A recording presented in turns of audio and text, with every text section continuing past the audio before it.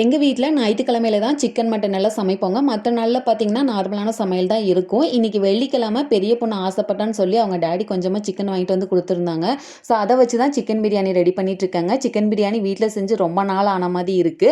So ஒரு 3/4 kilo அளவுக்கு அரிசி போட்டு பண்ணேங்க. கொஞ்சமா பிரியாணி, கொஞ்சம் சில்லியும், தயிர் வெங்காயம் மட்டும் போட்டாச்சு. 3/4 கிலோ வேகுற அளவுக்கு என்கிட்ட சட்டி எதுவும் இல்லங்கிற ஒரே காரணத்தினால தான் குக்கர்லயே நான் சாப்பாடு பண்ணேங்க.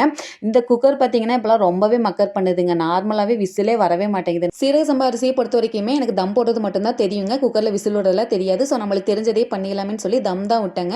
நம்ம சேனல்லேயே பார்த்தீங்கன்னா 1 கேஜி மெஷர்மெண்ட்ல பெர்ஃபெக்ட்டான பிரியாணி எப்படி செய்யறதுங்கிறது போட்டிருக்கோம். தேவைப்படுறவங்க செக் பண்ணி பார்த்துக்கோங்க. பிரியாணி செய்யற அன்னைக்கு காலையில் டிஃபன் நான் எப்பவுமே ஸ்கிப் பண்ணிடுவேங்க. டேரக்டா லஞ்சுக்கு தான் போகணும்னு நினைப்பேன். பிரியாணி தான் சாப்பிடணும்னு நினைப்பேன். அதுலேயும் இந்த தம் போடுறதுக்கு முன்னாடி கொதிக்க சாப்பாட்டை எடுத்து அதில் தயிர் வெங்காயத்தை போட்டு பிசைஞ்சு சாப்பிட்ற டேஸ்ட் இருக்குங்களே, சும்மா அடிபொலி டேஸ்ட்ல இருக்கும். இந்த மாதிரி யாருக்கெல்லாம் சாப்பிட பிடிக்கும்னு கமெண்ட் பண்ணுங்க. இந்த வீடியோ பிடிச்சா லைக் பண்ணி சேனலை மறக்காம சப்ஸ்கிரைப் பண்ணுங்க.